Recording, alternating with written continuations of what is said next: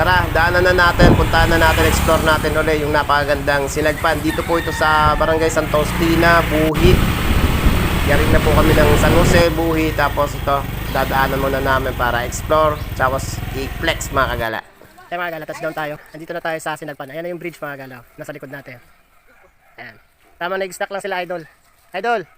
Hello! Kasi Nika. Ayan, mag-snack muna sila, tapos papasyalan na natin. Let's go.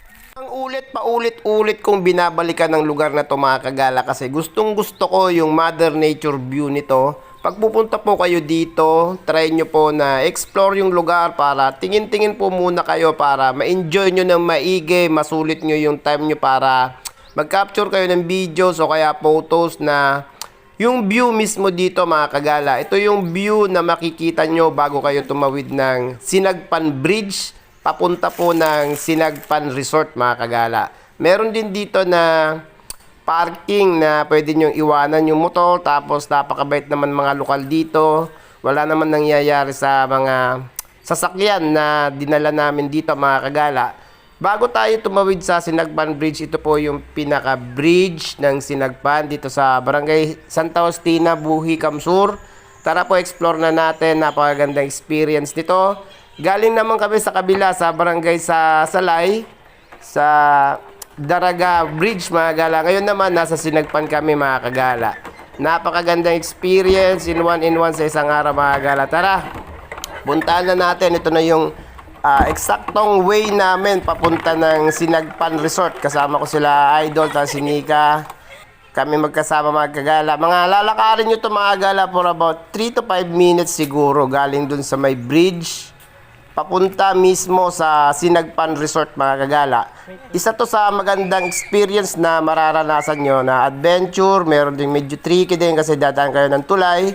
Tapos medyo maglalakad kayo mga kagala for 3 to 5 minutes bago nyo marating yung mismong Sinagpan Resort mga kagala. Friendly ng location na to mga kagala, lalo na sa mga mahihilig mag-adventure kasi dito mararanasan nyo kagad yung tumawid ng tulay, tapos maglalakad kayo, makikita nyo yung ganda ng Mother Nature mga kagala. Napakaganda nito na pinupuntahan lalo na pag mga medyo kabataan pa mga kagala kasi mag-i-enjoy kayo ng todo-todo. Approaching na tayo mga kagala, Sinagpan Resort, Buhi, Santa Faustina.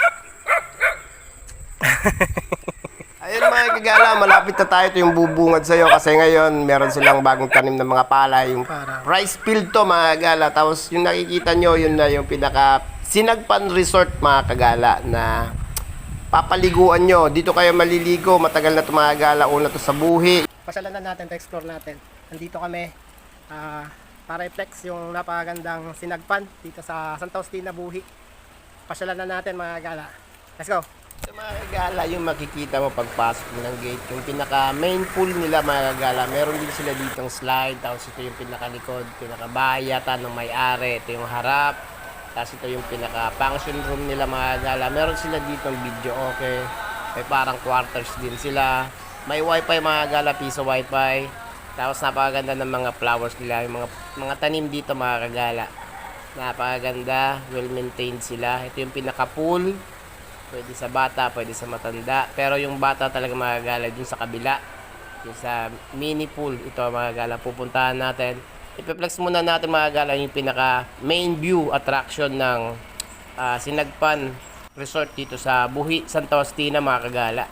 Ang iba na itsura ngayon mga kagala ng Sinagpan. Meron na silang slide. Pwede mo nang gamitin. May enjoy mo na yung slide. Hindi kagaya ng dati. Dati pa kasi pumunta dito mga kagala. Since nung high school pa kami. Pumupunta na talaga ako dito, pabalik-balik na ako dito mga kagala. Sobrang nag-enhance yung mga service nila dito, yung facilities nila. Ito yung pinaka-slide, ito yung sa mga pambata mga kagala. Ito yung pinaka-pool niya, tapos bukal din to mga kagala. Crystal clear ang tubig dito, free-flowing din sila. Tapos napaka-reasonable ng price ng cottage dito. Tapos yung overnight, paki-check na lang mga kagala kung meron sila sa page kasi baka magkamali ako, pero sa tingin ko 500 yung overnight sa cottage.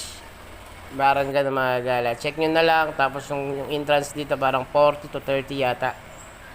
Napakaganda mga kagala. Inikot ko lang, plineplex lang natin para makapagbigay tayo ng ideya regarding sa expected nyo na makikita pag pumunta kayo, pag pinasyalan mo tong Sinagpan Resort mga kagala. Sobrang dami mga kagala ng cottage na pwede nyo ditong pagpilian. Yung mga cottage dito mga kagala, pagpasok nyo nasa kanan yung pinaka pension nila, pension accommodation nila. Tapos yung bandang likod, puro na yung cottage. Mamili na lang kayo mga kagala. Napakaliwalas, napakaganda kasi nature, mother na nature ang dating mga kagala. Tapos meron din sila dito na parang si Mama Mary na pwede nyong puntaan, pwede kayo magdasal. Tapos napakaliwalas mga kagala kasi sobrang nature na nature yung dating kasi maraming puno, maraming pananim. Tapos mai-enjoy mo talaga yung resort na to kasi napakakalmado ng tubig mga kagala. And mga kagala, na-capture na natin. Uwi na tayo. Ito yung place Sinagpan sa Barangay Santa Faustina, Buhi mga kagala. Nandito tayo para i-flex natin. Ito yung place nila. Sa shoutout muna natin yung lokal, salamat sa management. Pinayagan kaming mag-capture ng videos dito.